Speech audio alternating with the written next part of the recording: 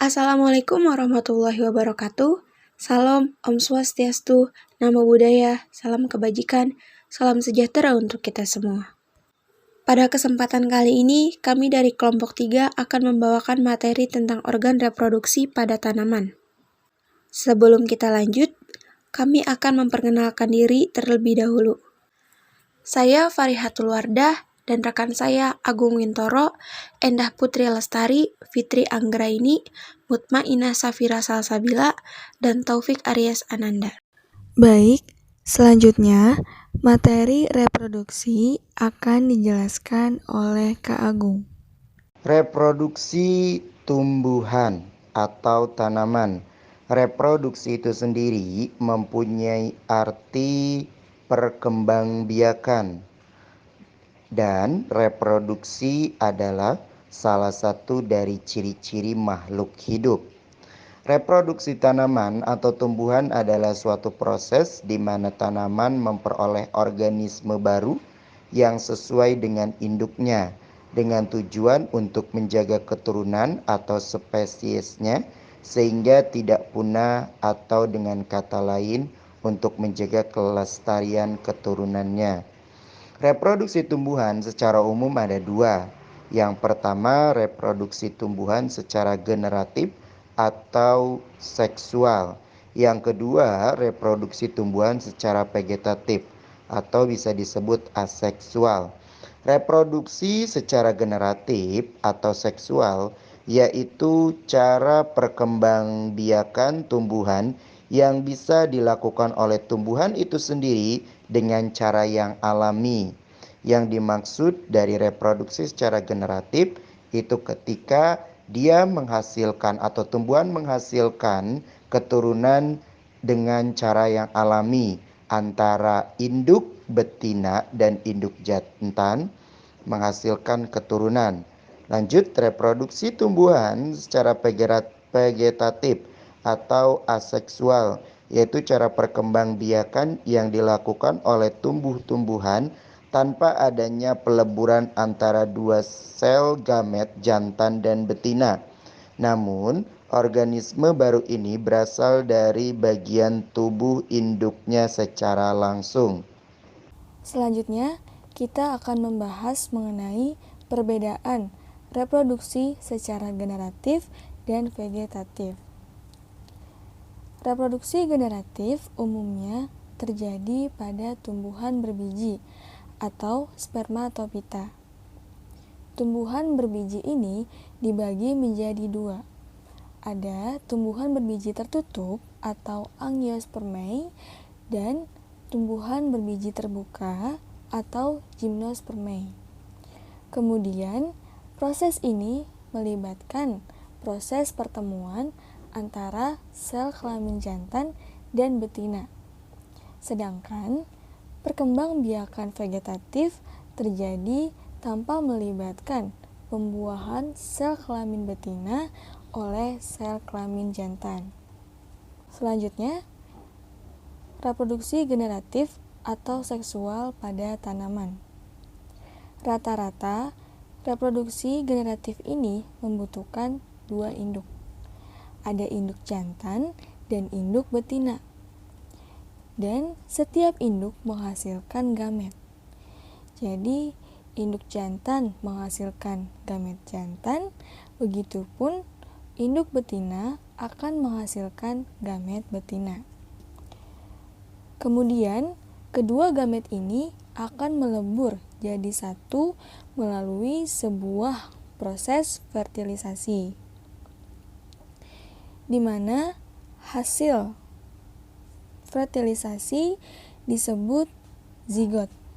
Kemudian, setelah zigot mengalami proses fertilisasi, akan mengalami pembuahan sel dan membentuk individu baru. Dan individu baru akan memiliki sifat turunan dari kedua induknya. Baik, materi selanjutnya akan dijelaskan oleh Kak Fariha. Tumbuhan tersusun dari sel-sel yang membentuk jaringan. Jaringan dengan fungsi yang berkesinambungan kemudian membentuk suatu fungsi organ. Organ-organ tumbuhan adalah akar, daun, batang, dan alat reproduksi. Yang pertama, akar memiliki fungsi untuk menyerap air dan mineral dari dalam tanah. Atau pada beberapa tumbuhan, akar mengalami modifikasi sehingga dapat memiliki fungsi lain, yaitu menyimpan cadangan makanan atau menyerap oksigen. Lalu yang kedua itu ada batang. Batang memiliki fungsi menyongkong bagian-bagian tumbuhan yang berada di atas tanah dan sebagai jalan pengangkut air dan mineral dari akar menuju daun dan jalan pengangkut makanan dari daun ke seluruh tumbuhan. Yang selanjutnya itu daun. Daun memiliki beberapa fungsi, antara lain alat untuk mengambil gas atau karbon dioksida yang digunakan sebagai sumber dalam fotosintesis, mengatur penguap air dan pernapasan tumbuhan. Dan yang terakhir itu alat reproduksi. Alat reproduksi ini dapat dibagi menjadi dua golongan, yaitu alat perkembangbiakan vegetatif atau aseksual dan alat perkembangbiakan generatif atau seksual. Di mana perkembangbiakan vegetatif atau aseksual ini terjadi tanpa adanya atau tidak didahului oleh peristiwa perkawinan atau peleburan sel kelamin jantan dan betina. Sedangkan alat perkembangbiakan generatif atau seksual yaitu alat perkembangbiakan yang terjadi karena adanya atau didahului oleh proses perkawinan. Bagian bunga atau struktur bunga. Bunga adalah salah satu bagian dari tumbuhan yang memiliki fungsi sebagai alat untuk berkembang biak suatu tumbuhan. Secara umum, bunga tersusun atas dua bagian utama, yaitu perhiasan bunga dan alat reproduksi bunga. Perhiasan bunga meliputi tangkai, kelopak, dan mahkota, sedangkan alat reproduksi berupa benang sari dan putik. Kemudian kita akan membahas bagian putik. Putik adalah perkembangbiakan betina yang biasanya terletak pada lingkaran terdalam dari bunga dan dikelilingi oleh benang sari. Seperti yang kita lihat pada gambar berikut, posisi dan bagian pada putik. Yang paling atas yaitu kepala putik atau bisa disebut sigma. Di bawahnya terdapat tangkai putik atau stilus. Dan yang paling bawah bakal buah atau ovarium. Bisa kita lihat di bagian bawah tengah terdapat bakal buah dan bakal biji atau ovulum, yang di dalamnya terdapat kantung lembaga yang berisi beberapa sel. Salah satu sel di antara kandung lembaga adalah sel telur atau ovum, yang intinya akan dibuahi oleh inti sperma. Kemudian di bagian sampingnya terdapat benang sari atau stamen. Dari kata Latin stamen yang artinya benang pintal, yaitu organ reproduksi jantan pada bunga. Setiap benang sari umumnya terdiri dari tangkai sari atau filamen. Dari kata Latin filum yang artinya benang. Dan pada ujung tangkai sari, kepala sari atau anter dari kata Yunani kuno antera yang artinya dari bunga. Di sini saya akan melanjutkan presentasi tentang proses reproduksi generatif bisa terjadi oleh beberapa faktor. Di sini ada 6 faktor. Yang pertama penyerbukan angin atau anemogami, yaitu penyerbukan pada bunga tumbuhan yang terjadi karena adanya bantuan angin. Yang kedua, penyerbukan hewan atau zooidiomi, yaitu penyerbukan dengan perantara melalui bantuan hewan atau disebut dengan zoodofili. Dan yang ketiga ada penyerbukan serangga atau entomogami. Penyerbukan serangga ini bisa disebut entomofili atau entomogami, yaitu merupakan penyerbukan tumbuhan yang dilakukan dengan bantuan serangga. Dan yang keempat ada penyerbukan siput atau malakogami.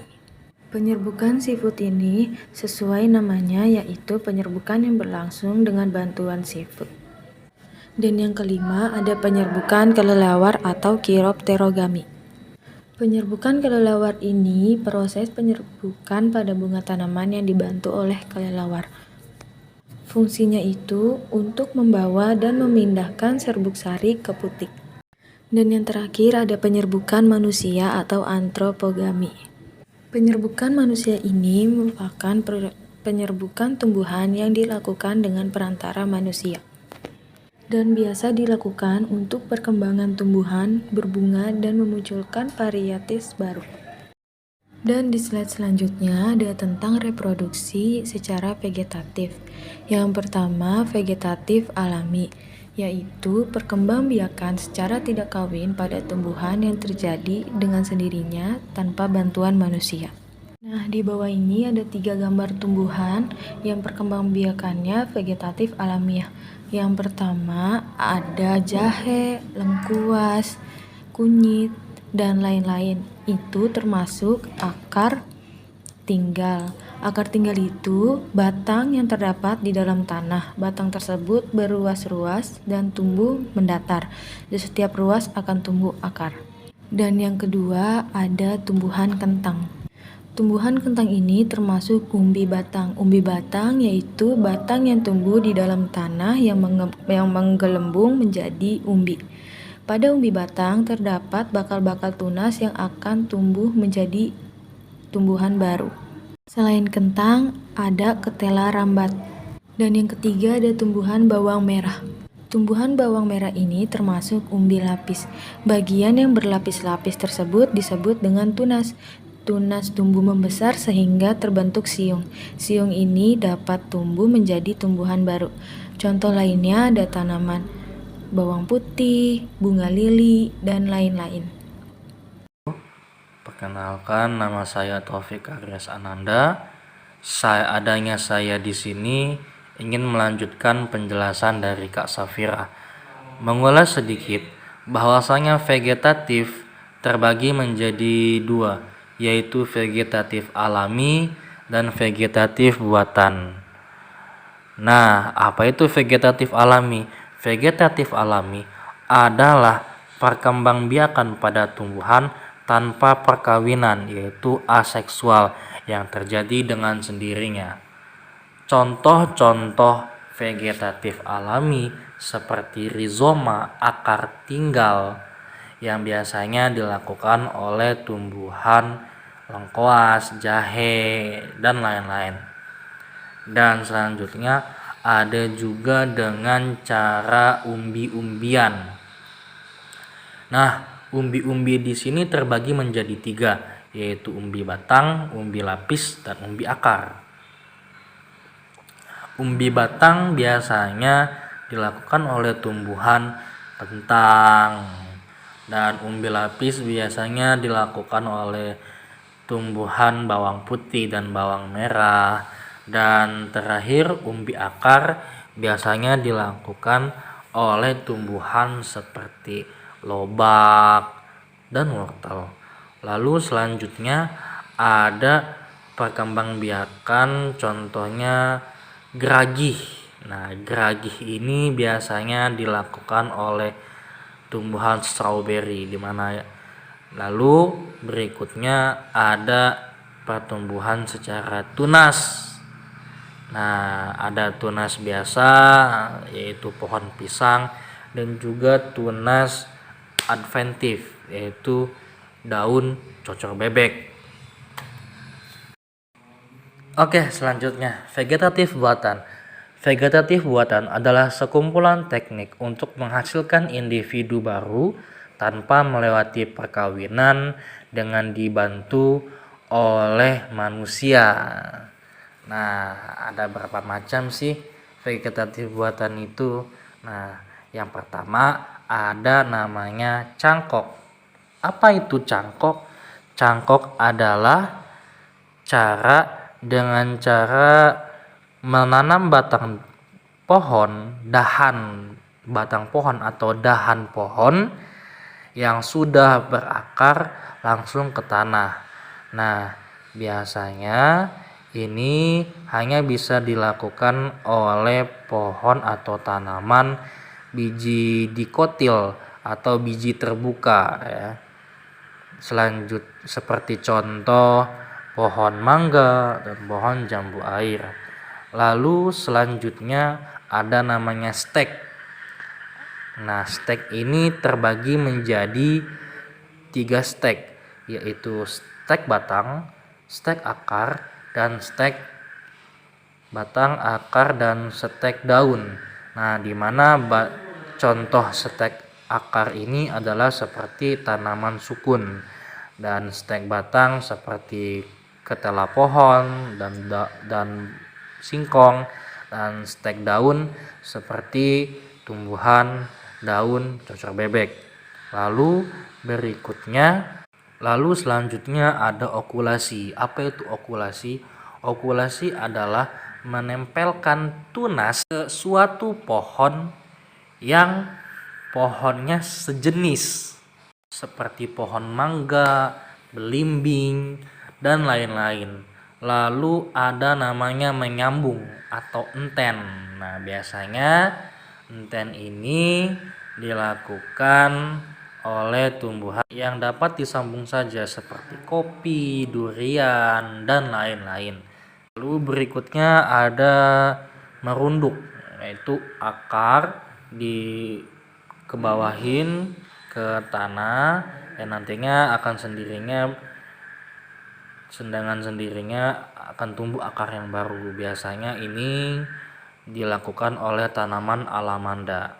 Baik, mungkin itu saja materinya. Lalu ada pertanyaan di sini. Apakah perbedaan perkembangbiakan vegetatif dan generatif pada tumbuhan? Itu saja. Terima kasih. Jikalau ada yang ingin ditanyakan, mungkin bisa silahkan diisi di kolom komentar. Mungkin cukup sekian dari kita. Kurang lebihnya mohon maaf. Akhiron, assalamualaikum warahmatullahi wabarakatuh.